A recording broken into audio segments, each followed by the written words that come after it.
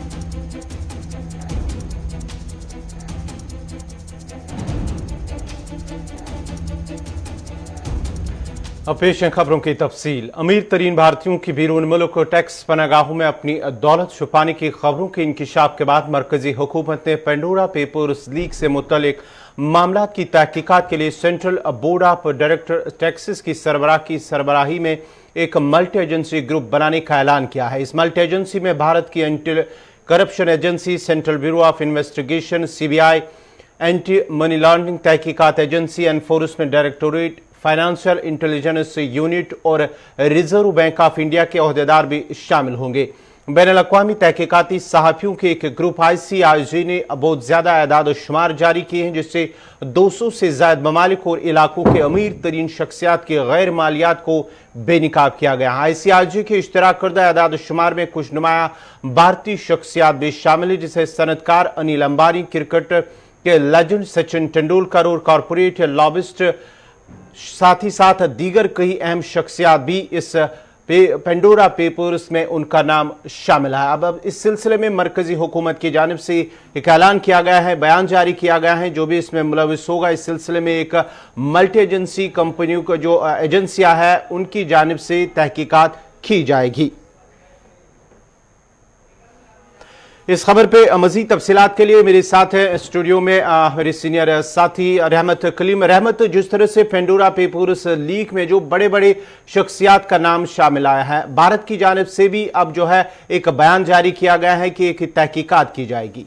जी बिल्कुल, भारत सरकार ने भी बाज़ाब्ता तौर पर इस पर सख्ती दिखाते हुए अपना रुख साफ कर दिया है कि हम इस मामले में तहकीकात करेंगे। लेकिन इससे पहले कि अपने नाज़रीन को सरकार के फैसले के हवाले से बताएं, 2-3 नाम जो और मज़ीद सामने आए हैं उन नामों का भी जिक्र ज़रूरी है। चूँकि गुज़श्ता रोज़ हम सिर्फ सचिन तेंदुलकर के हवाले से बात कर रहे थे, नीरव मोदी के हवाले से बात कर रहे थे कि पहले दिन जब इंकशाफ हुआ, जो पेपर सामने आए उनमें ये 2-3 बड़े नाम थे जिनका नाम हिंदुस्तान से सामने आया था। अब जबकि करीब 24 से 48 घंटे गुजर चुके हैं, जिनमें 4-5 और बड़े नाम सामने आए हैं, जिनमें अनिल अंबानी का नाम है एक, साथ ही साथ नीरा राडिया का भी नाम आया है, और एक और नाम है जो इस वक्त जहन से निकल रहा है, हिंदुस्तान के बड़ी बड़ी शख्सियत है उनका भी नाम है। तो ये 3 और नाम मजीद आए हैं गुज़श्ता 2 दिनों में। जो सामने आया उसमें बताया गया है कि 3 और नाम बड़े हैं। उसमें मुकेश अंबानी का नाम आना, अनिल अंबानी का माफ कीजिएगा, अनिल अंबानी का नाम आना यह अपने आप में बड़ा सवाल पैदा करता है, और साथ ही साथ नीरा राडिया का नाम आना। खैर, अब आते हैं सरकार के फैसले की तरफ। सरकार ने इससे पहले जब पैराडाइज पेपर लीक का मामला सामने आया था, उसके बाद पनामा पेपर्स का लीक का मामला आया था।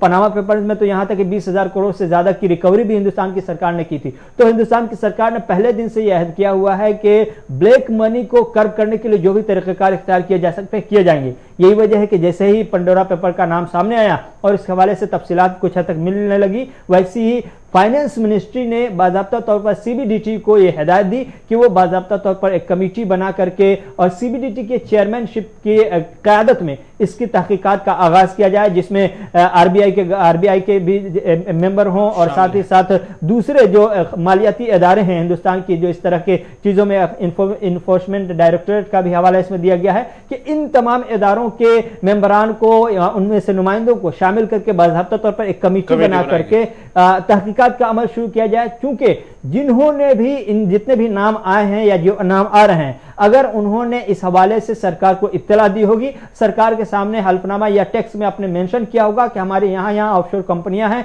यहाँ हमारी जायदादें हैं और हम इसके लिए टैक्स भी बाज़ाब्ता तौर पर अदा कर रहे हैं, तो फिर उनके साथ कोई मसला नहीं हुआ। लेकिन जिन्होंने ऑफशोर कंपनियों में अपना पैसा लगाया होगा या जिन्होंने काले धन के लिए अपने पैसे इस्तेमाल किए होंगे, टैक्स से बचाने के लिए छुपा कर रखे होंगे, तो जाहिर सी बात है उनके पैसे रिकवर किए जाएंगे। और रहमत, एक चीज यहाँ पे आपसे जानना चाहूंगा, जिस तरह से कहा गया है कि इसमें कुछ लीगल और इलीगल भी है, अब जो कमेटी बनाई गई है, जो कमेटी बनाई गई है, उसमें क्या उन अफराद के खिलाफ कार्रवाई होगी जिनका जो इलीगल पैसा है जो ऑफशोर कंपनियों में लगाया है?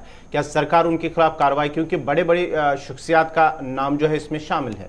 जी देखिए, मैं ये गवर्नमेंट ऑफ इंडिया के फाइनेंस मिनिस्ट्री की तरफ से जो प्रेस रिलीज जारी की गई वो मैं लेके आया। इसमें साफ तौर पर लिखा गया है कि पिछली बार जब पनामा पेपर का मामला आया था उसमें रिसर्च किया गया था, उसमें जब तहकीकात की गई थी तो 20,300 से ज्यादा करोड़ रुपए बाज़ाब्ता तौर पर ब्लैक मनी वापस आए थे सरकार के पास। और उसके अलावा कार्रवाइयां भी हुई थी जो मालियाती इदारे की तरफ से जो इस तरह की कार्रवाई ब्लैक मनी को सपोर्ट करने के लिए या ब्लैक मनी जमा करने के लिए जो कानूनी कार्रवाइयां होती है वो कानूनी कार्रवाइयां भी की गई हैं। और इस बार भी लिखा गया है कि अगर इस तरह से फिर से नाम आता है और फिर से ऐसे नाम के साथ अगर ब्लैक मनी जुड़ जाता है, ऑफशोर कंपनियां जिन्होंने जिक्र नहीं किया हुआ होगा सरकार में या फिर आईटी रिटर्न के सामने या इनकम टैक्स डिपार्टमेंट के सामने जिक्र नहीं किया होगा कि उनका बर्तानिया में, लंदन में कहीं कहीं रहायशगाह है, उनकी ऑफशोर कंपनियां हैं, जिनका जिक्र अगर नहीं होगा तो जाहिर सी बात है उसे सरकार रिकवर कर लेगी, उसे जब्त कर लेगी और साथ ही साथ उनके खिलाफ कार्रवाई भी की जाएगी। तो ये बाज़ाब्ता तौर पर पिछले 2-3 जो लीक्स के मामले सामने आए हैं, चाहे वो पैराडाइज पेपर हो, पनामा पेपर्स हो और अब पेंडोरा हो, तो पनामा और पेंडोरा में तो पनामा और पैराडाइज में तो हमने कार्रवाई होते हुए देखी है। लेकिन यह है कि किसी को जेल भेजते हुए हमने हमारी तरफ से या आपने नहीं देखा होगा। हाँ, यह है कि उनकी जायदादें जब्त जरूर की गई हैं, ब्लैक मनी को लाने की कोशिश जरूर की गई है। लेकिन इस बार जब यह पेंडोरा आया है, जिस पेंडोरा का ढिंढोरा पूरी दुनिया में पीटा जा रहा है, हिंदुस्तान ने भी पहली फुर्सत में एक्शन लेते हुए कहा कि हम भी तहकीकात करेंगे। अब तहकीकात का अमल कब से शुरू होता है इसके लिए वक्त तय नहीं किया गया है, लेकिन यह है कि सरकार ने जिस तरह से पनामा में संजीदगी दिखाई थी उसी तरह से पेंडोरा में भी संजीदगी का मुजाहरा कर रही है। बहुत बहुत शुक्रिया रहमत कलीम आपका। ये थे रहमत कलीम तफसीलात फराम करे थे, जहां पेंडोरा पेपर्स के बाद ही बड़े अहम शख्सियात का नाम हुआ। न सिर्फ भारत पाकिस्तान बल्कि पूरी दुनिया में तकरीबन 2 दर्जन यानी कि 3 दर्जन या इससे ज़्यादा भी जितने भी ममालिक हैं अहम शख्सियात, जिसमें कई सदूर भी हैं, वज़ीर आज़म साबिक भी हैं और कई अहम बिजनेस टाइकून भी उसमें शामिल है। इस सिलसिले में भारत की जानिब से भी वज़ीर ख़जाना की जानिब से एक बयान जारी किया गया है, जिसमें कहा गया है कि जिन्होंने ऑफशोर कंपनियां लीगल तरीके से जो भी किया होगा उसके हवाले से एक अब तहकीकात होगी, तहकीकाती एजेंसी बनाई जाएगी जिसमें मुख्तलिफ इदारों के जो है उसमें शामिल होंगे जो तहकीकात करेंगे इस सिलसिले में कि किसने लीगल या इलीगली पैसा इसमें ऑफशोर कंपनियों में लगाया है। उस सिलसिले में बाज़ाब्ता तौर पर तहकीकात की जाएगी और जो भी उसमें मुलविस पाया जाएगा उसके खिलाफ कार्रवाई की जाएगी। ताहम इस सिलसिले में ये हतमी तौर पर नहीं कहा गया है कि तारीख कब से शुरू होगी, लेकिन तहकीकात बहुत जल्द शुरू होगी। बढ़ते हैं आगे, बात अब करेंगे आलमगीर वबा कोरोना वायरस ने दुनिया भर में कुछ नई सनतों को बेतहाशा फरोग दिया तो हमेशा से मुनाफा में रहने वाली कुछ सनतें रेत की दीवार की तरह जमीनबोस हो गई है, जिनमें एक सन्नत हवाबाजी की है। कोरोना की वजह से हवाबाजी की सन्नत को पहुंचने वाला नुकसान $200 अरब से तजावुज कर चुका है। IATA के एदाद शुमार के मुताबिक माली साल 2020 से 2022 में एयरलाइन इंडस्ट्री को पहुंचने वाला नुकसान उनके 9 साल में कमाए गए मुनाफा को खा चुका है। एक रिपोर्ट के मुताबिक इंटरनेशनल एयर ट्रांसपोर्ट एसोसिएशन ने अमेरिकी शहर बोस्टन में होने वाली सालाना कॉन्फ्रेंस में कहा है कि अगले साल तक मजमूई तौर पर फिजाई सनत को मजीद $11 अरब 60 करोड़ नुकसान उठाना होगा। अगरचे मुल्की और इलाकाई परवाजों का आगाज हो चुका है, ताहम दुनिया भर में हवाबाजी की सनत को कोरोना की वजह से होने वाले नुकसानात से निकलने के लिए वक्त लगेगा। IATA के आदाद शुमार के मुताबिक वबा के दौरान हवाबाजी की सन्नत को मजमूई तौर पर $201 अरब का नुकसान हो चुका है, जो कि इस सन्नत की 9 साल आमदन के बराबर है। एसोसिएशन ने मजीद कहा है कि रवां साल के लिए अपने नुकसान के तखमीने को बढ़ाते हुए 2022 के खसारे पर भी नजरसानी की है। IATA के डायरेक्टर जनरल का इस बारे में कहना है कि कोरोना बहरान की वजह से एयरलाइंस को पहुंचने वाले नुकसान की वसअत बहुत ज्यादा है। लोगों में सफर करने की ख्वाहिश खत्म नहीं हुई क्योंकि मुल्की मार्केट में सफर करने वालों की तादाद में इजाफा हो रहा है, लेकिन उन्हें कोरोना की पेचीदगियों, गैर यकीनी सूरत हाल और पाबंदियों की वजह से बैनुल-अक़वामी सफर करने से रोका जा रहा है। उन्होंने मजीद कहा कि हुकूमतों को चाहिए कि वो सफर पर पाबंदियों को कम करते हुए वैक्सीनेटेड मुसाफिरों को ही आज़ादी से मुल्कों के दरमियान सफर करने की इजाजत दे दे। हुकूमतों की जानिब से कोरोना के आगाज पर सफरी पाबंदियां आयद की गई थी और अब तकरीबन 2 साल का अरसा हो चुका है और अकली तौर पर इससे मजीद तवील नहीं होना चाहिए। IATA की पेशगोई के मुताबिक रवां साल हवाबाजी की सन्नत को $52 अरब का नुकसान होगा, जबकि रवां साल अप्रैल में यह अंदाजा $48 अरब लगाया गया था, जबकि गुज़िश्ता साल नुकसान का अंदाजा $126 अरब था, लेकिन ये बढ़कर $138 अरब हो गया था। एसोसिएशन के अंदाजे के मुताबिक हवाबाजी की सन्नत को तवक्का है कि हवाई सफर बहाल होते ही मुसाफिरों का रश बढ़ेगा और हमें रवां साल मुसाफिरों का लोड 67% और 2022 में 75% तक जाने की तवक्का है। वाज़ेह है कि international air transport association global traffic का 82% रखने वाली 290 एयरलाइंस की नुमाइंदगी करती है।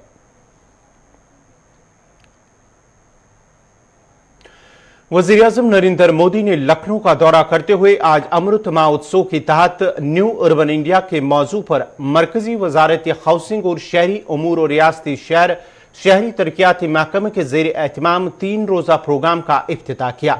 मुल्क की आज़ादी के 75 बरस मुकम्मल होने पर हुकूमत के जरिए मनाए जा रहे अमृत महोत्सव के मौके पर वज़ीर-ए-आज़म मोदी मरकजी वजारत हाउसिंग और शहरी उमूर और रियासती शहरी तरक्याती महकमे के ज़ेर एहतमाम 3 रोज़ा प्रोग्राम का इफ्तिताह किया।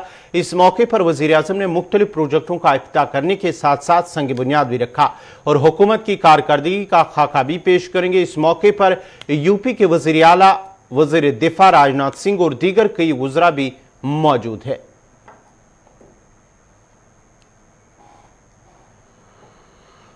वज़ीर-ए-आज़म नरेंद्र मोदी आज लखनऊ के दौरे पर, जहां वो आज़ादी के अमृत महोत्सव के तहत न्यू अर्बन इंडिया के मौजू पर मरकजी वजारत हाउसिंग और शहरी उमूर और रियासती शहरी तरक्याती महकमे के ज़ेर एहतमाम 3 रोज़ा प्रोग्राम का इफ्तिताह करेंगे, यानी कि इफ्तिताह किया। और मुल्क की आज़ादी के 75 बरस होने पर हुकूमत की जानिब से या कि जितने भी पिछले कई सालों से 2014 से जो भारतीय जनता पार्टी की जानिब से मरकजी हुकूमत की जानिब से जो भी काम किया है उस सिलसिले में अपनी कारकर्दगी का भी खाका पेश करेंगे।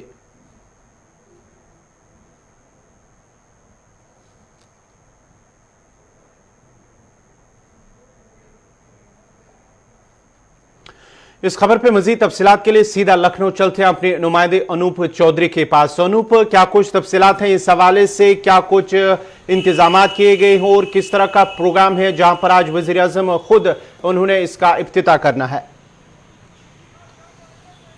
देखिए, आज जो है भारत सरकार है आज़ादी का अमृत महोत्सव मना रही, 75 वर्ष पूरे होने पर अमृत महोत्सव मना रही। इसी महोत्सव की कड़ी में ही जो है लखनऊ में न्यू अर्बन इंडिया एनक्लेव करके जो है एक प्रोग्राम का आयोजन किया गया है।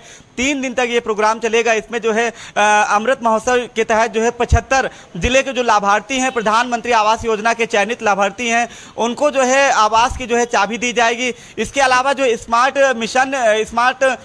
सिटी मिशन और अमृत मिशन योजना के तहत जो स्मार्ट सिटी मिशन योजना के तहत 10 जनपदों को जो है चिन्हित किया गया है।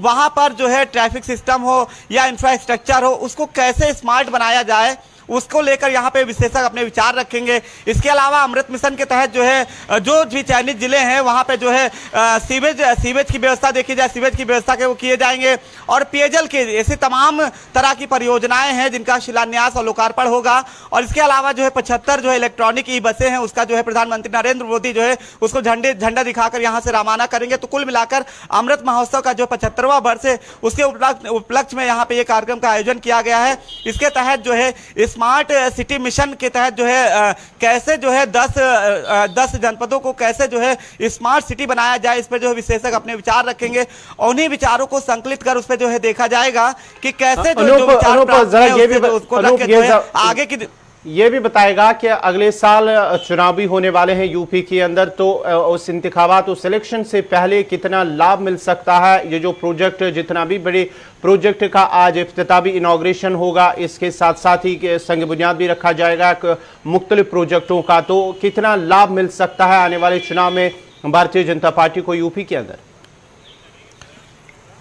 देखिए, लाभ की अगर बात की जाए तो यहाँ पे प्रदेश में कई तरह की जो है अभी मुद्दे जो है विपक्षी पार्टियों ने साथ रखा है, और उसमें जो है अभी हाल ही की बात की जाए तो लखीमपुर में जो किसानों की जो कथित तौर पर हत्या हुई, वो मुद्दा बहुत बड़ा हो गया। ऐसे में इन तमाम तरह की घटनाओं के बीच जो है तरह तरह के यूपी वासियों को सौगात देना, तरह तरह की योजनाओं का लोकार्पण करना, शिलान्यास करना, ये फिलहाल इन योजनाओं का जनता को कितना लाभ मिलेगा और सरकार को इसका कितना लाभ मिलेगा, ये तो फिलहाल समय बताएगा। लेकिन ये जरूर कहा जा रहा है कि चूंकि 2022 का चुनाव करीब है, ऐसे में यूपी की जनता को लुभाने के लिए तमाम तरह की बड़ी बड़ी परियोजनाओं का शिलान्यास और लोकार्पण किया जा रहा है। हालांकि ये योजनाएं कब मूर्त रूप ले पाएंगी 2022 से पहले या उसके बाद, ये अभी तय नहीं है। लेकिन ये जरूर है कि योजनाओं का, जो परियोजनाओं का है, उनका लोकार्पण और शिलान्यास जरूर किया जा रहा है। बहुत बहुत शुक्रिया अनूप चौधरी आपका। ये थे लखनऊ से अनूप चौधरी तफसात फराम करे थे, जहां आज वजीर आजम नरेंद्र मोदी ने लखनऊ का दौरा करते हुए आजादी के अमृत महोत्सव के तहत न्यू अर्बन इंडिया कॉन्क्लेव जो 3 रोज तक जारी रहेगा, उसका इफ्तिताह किया। मुख्तलिफ प्रोजेक्टों का संग बुनियाद भी रखेंगे, और साथ ही साथ उनके हमरा आज वजीर दिफा राजनाथ सिंह और यूपी के वजीर आला योगी आदित्यनाथ भी मौजूद, दीगर जो वज़रा है वो भी आज वजीर आजम के हमरा लखनऊ पहुंच चुके हैं।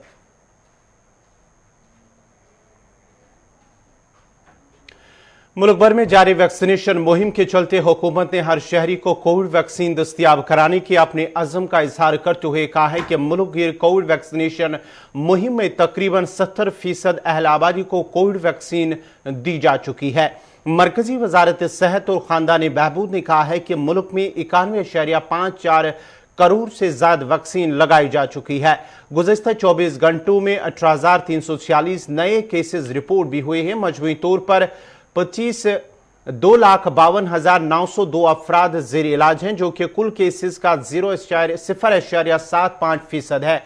इसी अरसे में 29,639 अफराद कोरोना इन्फेक्शन से सेहतयाबी हो चुके हैं। मजमूई तौर पर 3,31,50,886 अफराद कोरोना से निजात पा चुके हैं। मुल्क में सेहतयाबी की शरह 97.93% है। इस दौरान मरकजी सेहत और खानदानी बहबूद के वजीर ने कहा है कि हुकूमत कोविड वैक्सीन हर शहरी को फराम करने के लिए पुरअज़म है, और शमाल मशरिक के दूर दराज इलाकों में ड्रोन के जरिए कोविड वैक्सीन की फरामी शुरू की गई हैं। ये पहल Indian council of medical research ने की है। वाज़ेह है कि हुकूमत ने अक्टूबर के आखिर तक कोविड वैक्सीन की बैरून ममालिक को बरामद करने का ऐलान किया है। हुकूमत ने कहा है कि मुल्क में 70% अहल आबादी को कोविड की वैक्सीन दी जा चुकी है। दुनिया के बड़े हिस्से में अहम social media websites Facebook, WhatsApp, Instagram और मैसेंजर की सर्विसेज तकरीबन 6 घंटे मुअत्तल रहने के बाद बहाल हो गई। फेसबुक इंतजामिया ने घंटों तक मुअत्तल रहने वाली सर्विसेज पर सारिफीन से माजरत का इजहार किया, लेकिन फौरी तौर पर इस तातुल की वजह नहीं बताई।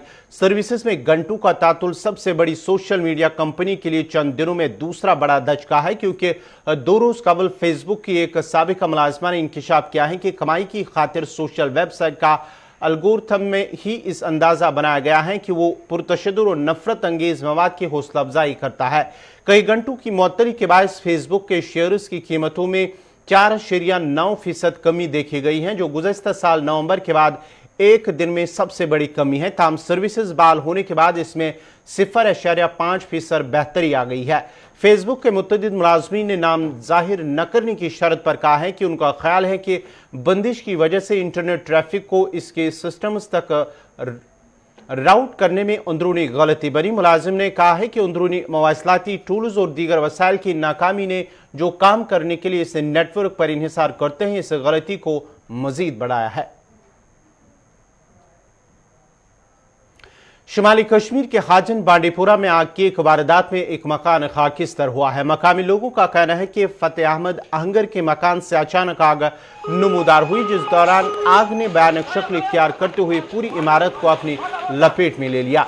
फायर सर्विस अमले और मकामी लोगों ने आग पर काबू पा लिया। ताहम आग की इस वारदात में मकान के अंदर मौजूद लाखों रुपए मालियत का सामान आग की नजर से न बचा सके और पूरी इमारत खाकिस्तान हो गई। आग लगने की असल वजूहत अगर मालूम न हो सकी ताहम आग मुतासरीन ने इंतजामिया से इमदाद की अपील की है।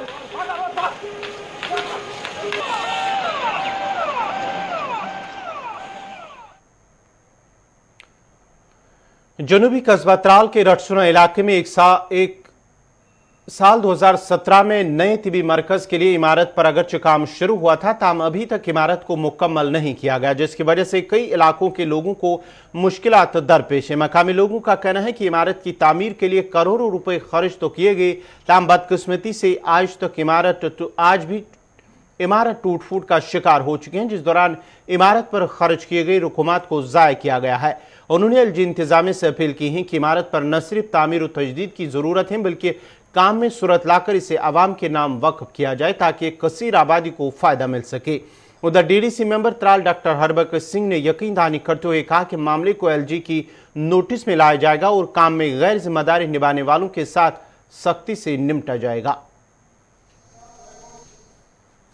2014 मज हॉस्पिटल ये दोक होतन क्वार्टरस मज हॉस्पिटल लकुट पम ये अंद पे गांव 5-6 थावन तालुका लड़बल शिकारगा कविल रटसुना चुरबुक यम तालुका थावन यम आज दोप थो यह हस्पताल तक कंप्लीट कर ये बे बोड़ बार स्टाफ बावजूद ये स्टूडेंट ये बच्चे या अंद पे गाँव हंद बच्चे तिमन बनो यह ड्रग सेंटर तम शाम योत पे बहरहाल पे कमेटी पे कत तम तमो कर फ्लड सह बंद तुम वो तुम हालात तम पता यम स्कूल हालात क्या रोपये करोड़ 1.5 करोड़ लोग यह फजूलस मज खर्च पे थोक बचन प्ले ग्राउंड यह गो तबाह अम सत अगर वह हॉस्पिटल काम कर तो प्ले ग्राउंड जरूरत कहें सह होर बदल तो मगर तुज वसा मीडिया की वसा मेहरबानी कर वात मुतल हकमन तम यम कार्रवाई कर नमद बाय हाथ हस्पताल अत ठेकेदार आव तम कर मे सत तम दो बह दिम विदिन 2 years कंप्लीट कर रेजिडेंस क्वार्टर यम डॉक्टर लैट्रिन बाथरूम तमें बरक्स वो वनकन हस्पताल हालात